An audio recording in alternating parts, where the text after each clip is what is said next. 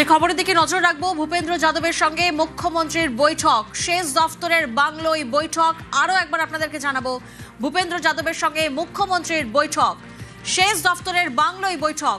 সোমরাজ প্রতিনিধি আমাদের সঙ্গে রয়েছেন। সোমরাজ, কি নিয়ে বৈঠক, কি জানা যাচ্ছে? দেখো, মনে করা হচ্ছে রাজনৈতিক আলোচনা করতেই মুখ্যমন্ত্রী শুভেন্দু অধিকারী এবং ভূপেন্দ্র যাদবের এই বৈঠক, যে বৈঠক ইতিমধ্যেই শুরু হয়েছে সল্টলেকের শেষ দপ্তরের বাংলায়। তুমি দেখেছিলে গতকাল বিজেপির অফিসে বিজেপির যারা কর্মকর্তারা রয়েছেন, বিজেপির রাজ্য সভাপতি ছিলেন, তাদের মধ্যে একটি গুরুত্বপূর্ণ বৈঠকও হয় গতকাল রাত্রিবেলায় বিজেপির পার্টির অফিসে।